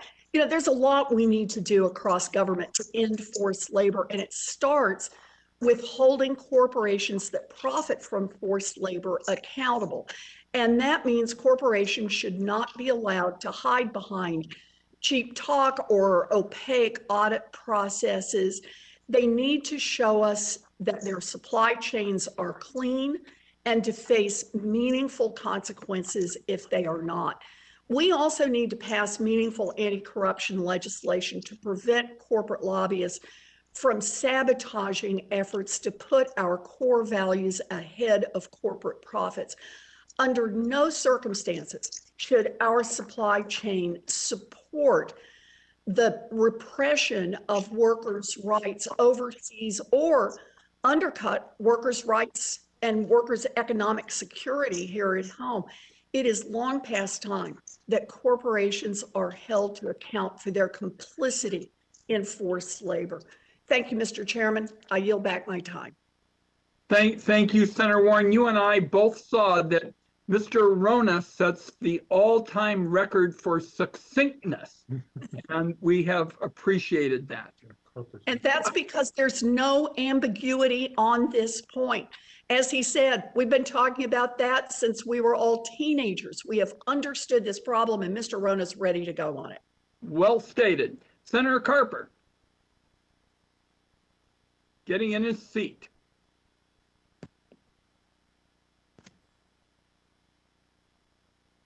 Can you see me? Yes. Okay, it's like, Tommy, can you hear me? Tommy, can you see me? There we go. Apologies to the WHO. First, thank you for holding this hearing, Mr. Chairman and Ranking Member. We appreciate the witnesses joining us as well. I want to, and we're here to discuss the challenges that we're facing when it comes to forced labor in our supply chain. Timely topic, and one that's important. Throughout my time in public service as treasurer, congressman, governor, and senator, naval officer before that, I tried to live by a few guiding principles. And some of those will sound familiar to all of you. One of those is golden rule, the idea that we ought to treat other people the way we want to be treated. And another one comes out of a Bible study later today. Barry Blacker, Senate chaplain, and always reminds those of us who show up. We have about 7 or 8 or 9 of us that show up, those who need the most help in the U.S. Senate. And he always reminds us of verse of scripture in Matthew 25 about the least of these, that we need to care for the least of these among us. And in order to live up to this, I think we have a moral obligation to those in need and can't turn a blind eye with respect to this obligation. I've been heartened to see that the U.S. Customs and Border Protection has increased its forced labor enforcement actions, including, I'm told, nearly 30 withhold release orders in the past 5 years. 30 withhold orders in the past, I guess it's the past 5 years. I know there's still a good deal more we can do to ensure that our laws preventing forced labor are not just words on a piece of paper, but they really are enforceable. This means working with a number of entities and federal agencies for one, the private sector businesses, large and small, non-government organizations, consumers alike, to increase transparency in our supply chains. A question, if I could, for Ms. Hughes and Ms. Vandenberg, can you share with us one or two recommendations for Customs and Border Patrol and how that agency, that entity can improve its communications with key stakeholders on forced labor, including industry and non-governmental organizations? Please, Ms. Hughes, Ms. Vandenberg. Thank you very much. As I know I have said multiple times today, this is a critical way that brands and retailers can guarantee that we are maintaining clean supply chains and making sure that there is no forced labor in our supply chain. So we're specifically have been asking Customs and Border Protection, and we have been meeting with them regularly for additional transparency on the findings that they do have so that we're able to take action faster against the bad guys. And also to work with us to guarantee that there are the resources there's a lot of additional enforcement that we've talked about today, but we clearly need to beef up the resources that are available to CBP and to other agencies. So to deal with a global difficult issue like forced labor. All right. I would just add that communication has improved immensely, and CBP now meets with. Over what period of time have you observed that? In the last, I would say, year, they've started meeting with this NGO community quarterly. And what we'd like to see is much more informal back and forth. Some of that happens. I'll give you a good example. Greenpeace has done a great deal of work to get the withhold release orders on vessel level forced labor fishing vessels. Those vessel level withhold release orders, we believe, should be expanded to fleet level, so that forced labor on one vessel would actually infect the entire fleet, because it's probably going on throughout the fleet. So those kinds of communications with CBP, those informal communications, are extremely important. But it's also important for petitioners to know when CBP plans to take action on a petition. And it's also important for petitioners to know when CBP plans to revoke or modify a petition, so that we can see whether the remediation on the ground is adequate. All right. One follow-up question, if I could. This deals with improving the release order process for Ms. Vandenberg, if you would. Recently, GAO, Government Accountability Office, issued several reports that concluded that CBP faces challenges implementing its withhold release order process. At this time, CBP, as far as I know, has not shared its criteria or process for revoking or modifying these withhold release orders. And although the number of forced labor investigations has risen in recent years, CBP has struggled to collect sufficient data to set performance standards. And my question, Ms. Vandenberg, in your view, how can these WRO, how can the WRO process be improved, and what additional resources might CBP need in order to bolster its enforcement authority? So CBP has actually started releasing process documents and fact sheets on how the system works. But I do think that there is a need for additional resources to deal with the system-wide issues. And again, one of the things that we frequently say is that forced labor is a feature and not a bug. And so dealing with these issues as one-off attacks on individual bad guys isn't going to work. CBP needs to work with unions and with worker rights organizations in order to make sure that we are systemically eliminating forced labor. Thank you, ma'am. I suspect my time has expired. Thank you, Mr. Chairman. Thank you. Thank you, Senator Carper. The next two in line are Senator Portman and Senator Casey. Senator Portman, are you there? Or if we don't hear from Senator Portman, we will go to Senator Casey and get Senator Portman later. Senator Casey. Mr. Chairman, thanks very much, and I want to thank you for this hearing. I just have one question for Mr. Rona regarding some of the material covered today, but also referencing a hearing we had earlier this week. We had a hearing on Tuesday about the American competitiveness in the context of manufacturing. And I know that your experience at Ferroglobe tells the other side of the story. That means illegal subsidies, forced labor, and overcapacity have been devastating for U.S. production and manufacturing. It's not simply a matter of providing better incentives. We've got to have strong, ironclad trade enforcement, because if we don't, and we'll continue to lose foundational industrial capacity. So we know in the United States we can make it here with good paying jobs, family wage jobs, 70,000 and up, all the way to 100,000 or more. But we've heard a lot from this panel today, rightfully, on the impact of forced labor in foreign countries, but there are impacts here at home. Forced labor anywhere harms workers everywhere. Illegal subsidies anywhere harms workers everywhere. So whether it's forced labor or illegal subsidies, can you talk about the impact that this has had on you and your family when you lost your job because of forced labor? Well, when that Globe and quite frankly, American Axle closed, it impacted my family, severely. I mean, I look at both of my children's student debt, that if these manufacturing factories were still here, their debt wouldn't be as substantial as it is, or at all.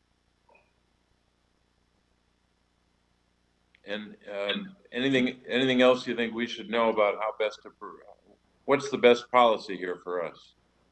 I think American workers and American companies that manufacture here, it needs to be a fair playing field. There's certain things we just can't compete with. I mean, not only cheap labor, but slave labor is impossible for anybody to compete with. Yep. Level playing field. Well, I promise one question, Mr. Chairman. I will yield back more than 2 minutes. Thank you. I thank my colleague.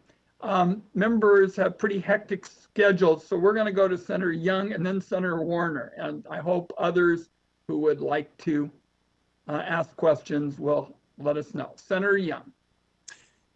Thank you, Chairman. My home state of Indiana is the most manufacturing intensive state in the country and employs over 500,000 Hoosiers. Despite our excellence and success, we haven't been immune to job losses because of offshoring as companies seek cheap inputs from China. A supply chain that's dependent on China is plagued with a number of issues. Intellectual property theft, disruptions, and forced data transfer are among them.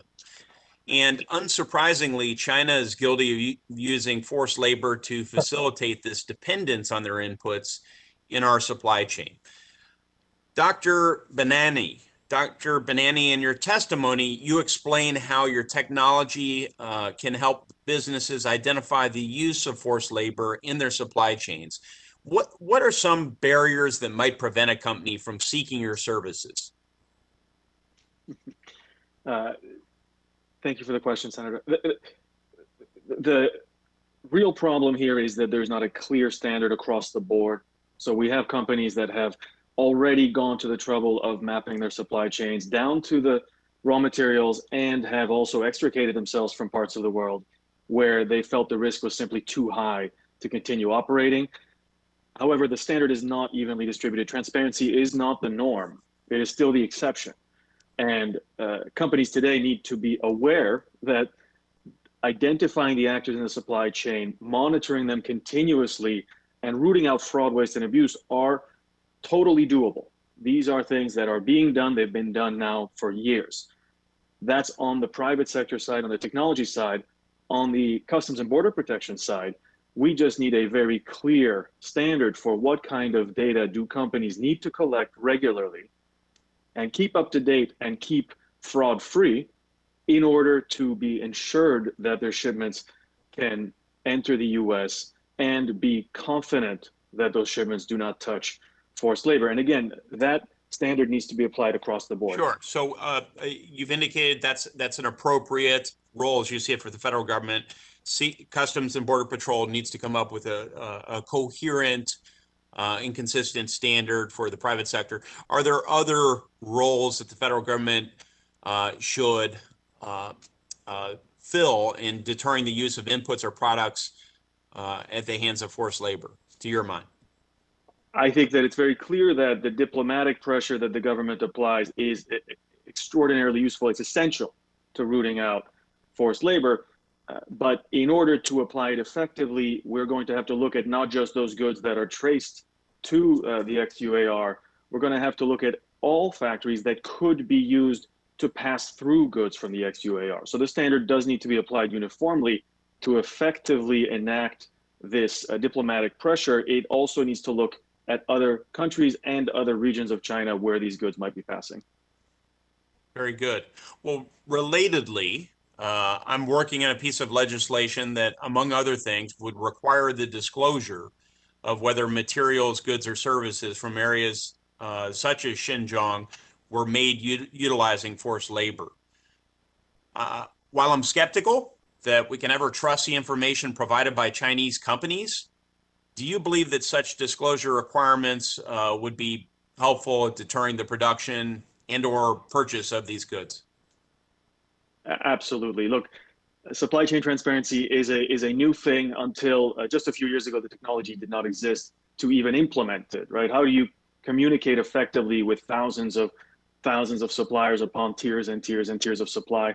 Now that that technology exists, now that we can monitor that data for accuracy, we can cross-reference, we can look at satellites, we can look at third-party databases, we can audit the auditors. There's a tremendous wealth of technology available to companies that want to do this and do it the right way. And yes or no, if possible, would I be correct to assume that you would agree that public companies that make profits off the back of those enforced labor camps should be forced to disclose their utilization of supply chains that run through Xinjiang? I think the disclosure of all suppliers, direct and indirect, should be a norm that all U.S. companies and all foreign companies doing business in the U.S. should be held to. Okay, very good. I will be following up with some questions for the record to you, Doctor, about how blockchain technology can help tackle forced labor issues embedded within our global supply chain. Thank you so much. Happy to work with you.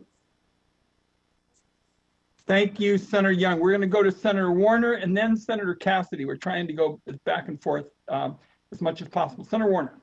Thank you, Mr. Chairman. Thank you for holding this hearing. And I want to build on so many of my colleagues' comments, but I do want to make one thing as we talk about China, and I'm very concerned about forced labor. I'm very concerned about the situation with the Uyghurs.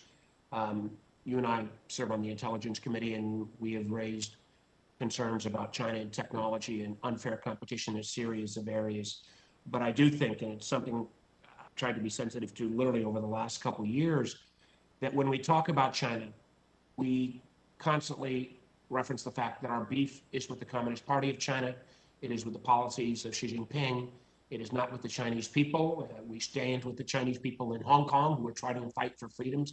And too often, particularly as accentuated by the former administration, this kind of blasting of China has translated into anti-Asian American hate activities. So we see the tragedy that took place in Georgia yesterday. And I know from talking to my Asian American community, but particularly Chinese American community in Virginia, that it is important that we make this distinction about our beef being with the Communist Party of China and Xi Jinping, which again has treated not only the Uyghurs, but I point to the people of Hong Kong. Ms. Vandenberg, can you talk a little bit about which kind of product lines where we're seeing Uyghurs in forced labor in our supply chains? Because I think there's a general perception that it is usually low-end textiles and other things, but I think it's proven not to be simply those lower-end industries. You are absolutely correct, Senator Warner. It is across the board. It is high-end goods that are electronic goods that we have in our possession that we purchase. So it's high-end goods. It's also garments, also clothing that is either produced in Xinjiang or in other parts of China or in Vietnam and other countries where they export the cotton. So I think that cotton and tomatoes, that's a good start for the WRO, but this is so much broader than just those two categories. I would agree with you. Matter of fact, there's been a recent report by the Horizon Advisory Group that has shown that in Xinjiang, a number of solar companies have actually located. We all want to move towards greater solar panel production, But when that production includes forced labor, we have to be of huge concern. And I simply, in the effort to try to also cede back time, I just want to make one last comment, Mr. Chairman. And that is, I echo some of the concerns that Senator Young has raised. I think we need more transparency on the global supply chain. I think for a long time, we've looked at the lowering of the prices that have come from the global supply chain, but the opaqueness of that supply chain in this last year with COVID, we've seen the downsides of that supply chain. We've seen when we are dependent for the supply of our pharmaceuticals coming disproportionately, the raw materials coming from China. We've seen single points of failure. We've seen one of my concerns is that the Chinese Communist Party's economic model, whereby they allow competition in their domestic market, and some of that competition can be brought about by using forced labor. You always will then have a Chinese company win the Chinese domestic market, 75, 80% in the case of a Huawei.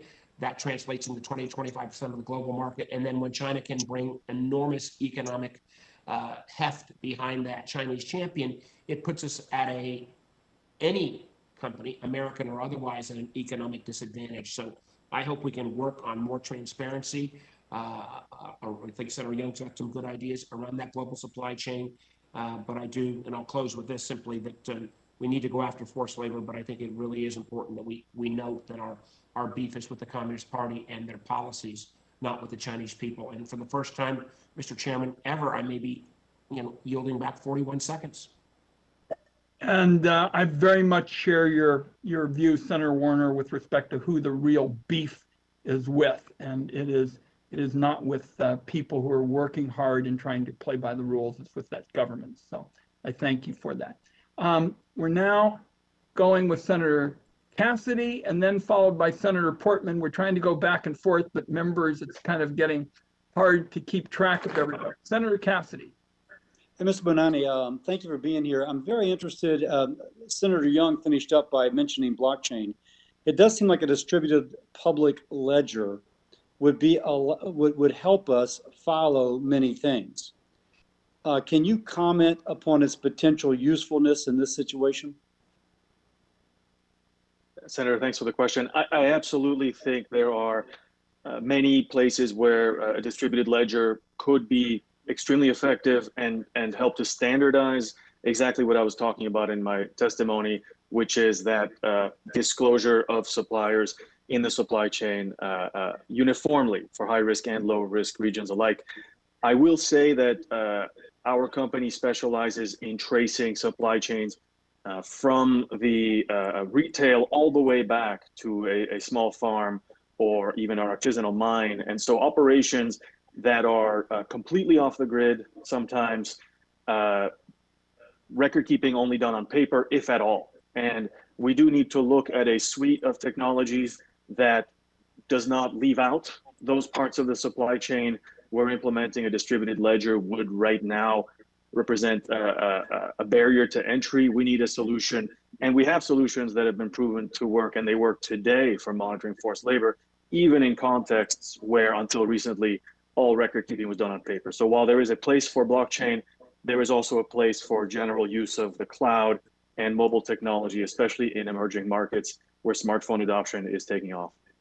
Gotcha. Now, let me just explore that a little bit, because I was so pleased Senator Young spoke to that, because I've been thinking about it as well. Recognizing what you say, that from the factory door back down to the small farm, you need a different mechanism. But from that factory door all the way to the end retailer, it may be that a distributed ledger works.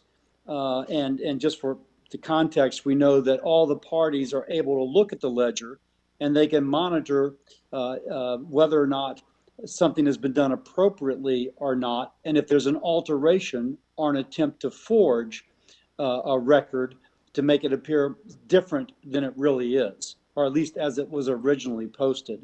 Is that a fair kind of a summary of the potential of the technology? You know, the technology has that potential. I do want to caution the ways that it's used are very subtle, and some of that data, of course, cannot be shared in a public blockchain because of antitrust concerns. So there's a great deal of data that will have to be collected using existing techniques and technologies. I also want to add that once something is in the blockchain, it may not be changed, but fraudulent data can be written to a blockchain anytime. Correct. And so we still need verifiable raw data to be collected at the source. And that means that the data has to exist in multiple places and be scrutinized by many pairs of eyes. And so we, for example, even when we have an auditor going to a factory, we track that the auditor is actually in the place where they're supposed to be. Right? Before they had to use a smartphone to conduct the audit, we saw a lot of audits being completed from home or from the office. And so we recognize that very high-tech solutions are beneficial, and especially for very sophisticated players in the supply chain. But we also need to make sure that we look for bad actors at every stage, that we don't just take data that's been declared by suppliers as being true. Got it. With that, Mr. Chairman, I'll yield the floor to whomever is next. Thank you very much, Senator Cassidy. Senator Portman. Thank you, Mr. Chairman, and thank you for making this possible with all of our schedules. I want to thank you for the hearing, too. You and Ranking Member Crapo, this is a really important one. Ms. Vandenberg, I appreciated your views this morning and your work more generally on this issue. And you clarified that forced labor involves a lot of different sectors of our economy. Ms. Hughes, I appreciated what you said in your testimony about how success should be measured by reduction of forced labor. And we appreciate your company's work in that regard. I got to tell you, I was surprised last year when I saw this investigation by the New York Times on what's happening during the pandemic in Xinjiang region of China. This, of course, is where the Uyghurs are experiencing so many human rights abuses. And one is, of course, forced labor. I learned that with regard to protective equipment, PPE, there were only 4 companies prior to the pandemic that were producing PPE. Yet by June, that number had increased to 51 companies. 17 of those companies were known to utilize Uyghur forced labor. While not all of these were for export, I acknowledge that the principle still stands. Instead of meeting the demand for PPE with products produced by forced labor in China, what we should be doing, obviously, is incentivizing the return of PPE production to the United States. Just one more reason. And one way we can do that is by issuing these long-term contracts. What we have found is that companies in the United States, and I spoke to some as recently as yesterday, they do want to produce more product here, textiles in general, but specifically PPE, but they need to know there's going to be a market for it. And specifically, it frustrates me that our federal government will not give them long-term contracts and some predictability and some certainty. And it seems to make sense, frankly, for the U.S. government as well. Otherwise, the reshoring is not going to occur. So in our proposal called the Make PPE in America Act, we simply add a Berry Amendment requirement to strengthen these supply chains. Mr. Rona, I'm going to turn to you because I haven't seen you answer a question recently. I'm sure you were busy earlier, but can you explain how doing this, diversifying supply chains and reshoring manufacturing can help reduce reliance on forced labor? Well, I think if the government would spend some money on our factories and some investment, Globe itself has spent millions and millions and millions of dollars fighting cheap Chinese products. If they were to spend that money on our factories, they would run more efficiently and maybe we would still be open. We need some type of fair playing field to help us out. And, the country wants to go solar, wants to go green, but we're going to rely on 80% of our solar grade silicon to come from China. So then we rely on China to go green. That doesn't make sense to me. I don't know how we can let that happen. Yeah. And it also helps with regard to forced labor in China, if we can have that PPE as an example, be made here. Right. So the general principle stands. Another issue we just talked about was this blockchain, the distributive ledger idea. And I found that a really interesting conversation with Senator Cassidy. Mr. Bonanni, I think there's an opportunity here to use artificial intelligence better. I'm co-chair of the caucus here in the Congress on this. And I led a letter with Senator Warner actually last year to Secretary Pompeo about the AI-enabled facial recognition technology the Chinese Communist Party is using to surveil Uyghurs. and also other authoritarian regimes are increasingly using artificial intelligence. So it's certainly being used in a negative way. But I also think that artificial intelligence can play a helpful role in combating forced labor. Researchers successfully used machine learning as an example to identify fishing vessels using forced labor by recognizing patterns that were unique to those vessels. Your company uses technology in this regard. Are you interested in this? Are there forced labor signatures within supply chains? How can AI make it easier to identify those signatures which might not be readily apparent?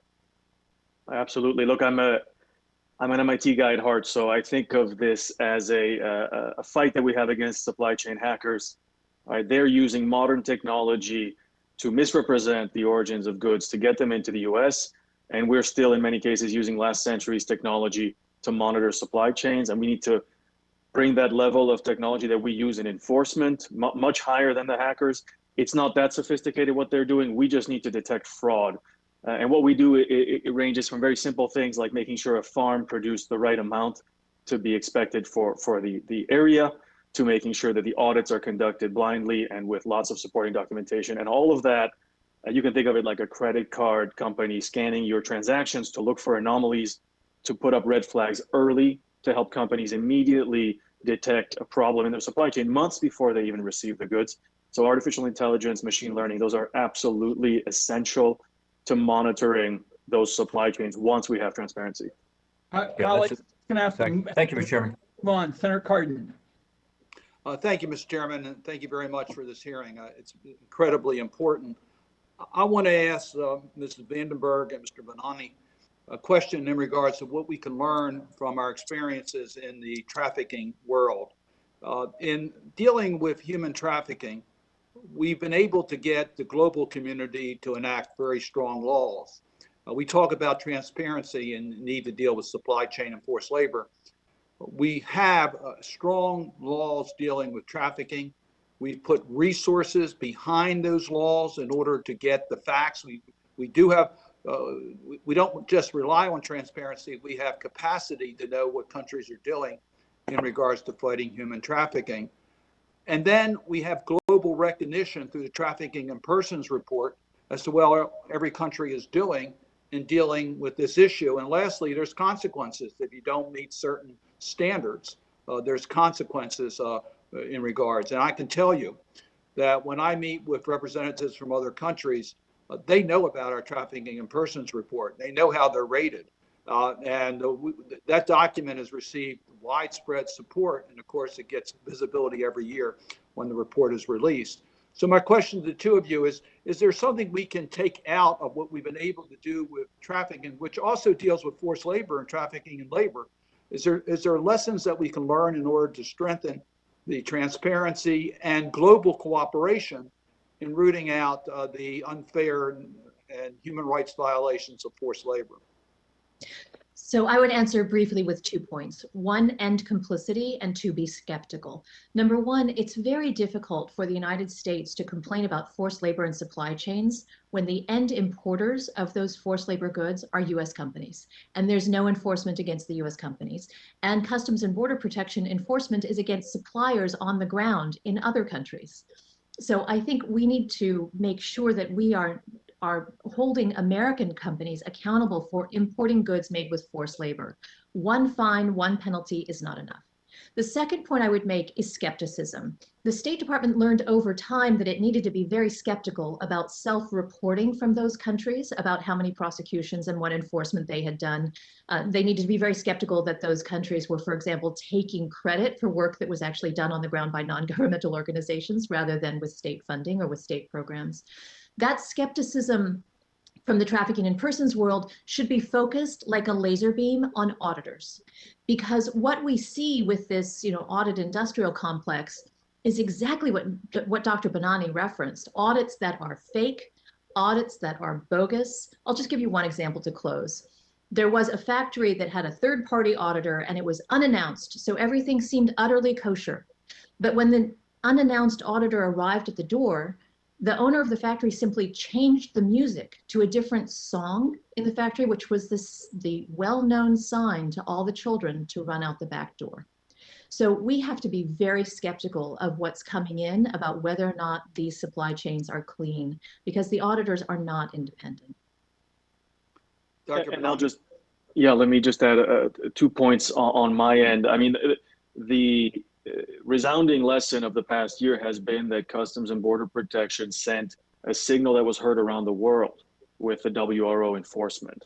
It is leading, frankly, the world in this approach, and it has spurred a lot of companies to implement transparency, traceability, verification of their supply chains in a way that they were not doing before Customs and Border Protection. So I applaud CBP for doing this, and I think you should recognize just how powerful that signal has been to a variety of industries.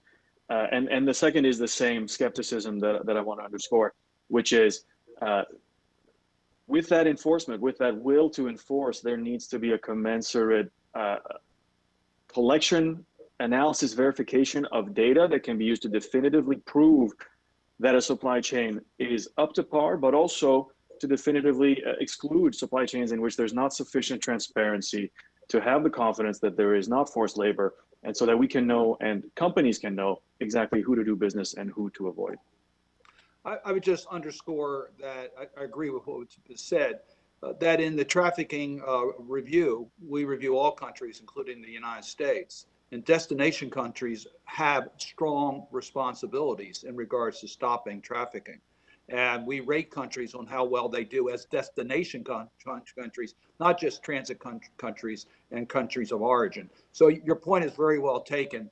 We need that transparency, and we need enforcement. Thank you, Mr. Chairman. I appreciate this. Thank my colleague very much. I see our friend Senator Crapo back. I believe there are no further members, Senator Crapo, and I thought I would deliver perhaps a 2-minute wrap-up of the week. Is there anything that you would like to say at this point? No, thank you, Mr. Chairman. I think this was a very needed hearing and a very helpful hearing, and I look forward to your wrap-up comments. And I would only say that today these are exceptionally serious issues with respect to China's use of forced labor. It poses a threat to Chinese workers, American workers like Mr. Rona, but it also is going to affect our ability to address the climate crisis in a meaningful and expeditious way. And to that end, I'd like to introduce for the record 2 articles addressing concerns with the use of forced labor in polysilicon and solar panels. Without objection, so ordered. Let me, if I might, and I see Senator Crapo here. I've been struck, this week, we've had 3 hearings in the Senate Finance Committee, boosting American manufacturing to get more high-skill, high-wage jobs for our people, improving nursing home, urgent business after the national tragedy there of the last year, and now the question of ending forced labor so we can protect workers like Mr. Rona, who spelled out exactly what happened when he lost his job as a result of forced labor. And what runs through all of the work we did this week is the need for more good paying jobs in America, health and safety, critical issues for our workers and our well-being, and transparency and fair treatment. And particularly when Senator Crapo is here, I want to note we have had exceptional participation by Democrats and Republicans all week long when there were a lot of activities going on here. And I regard this as a good sign.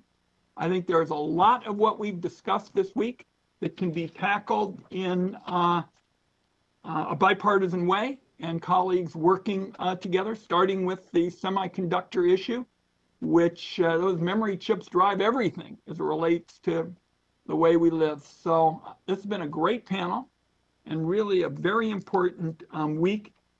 Questions for the record on today's hearing are due next Friday, March 26th by close of business.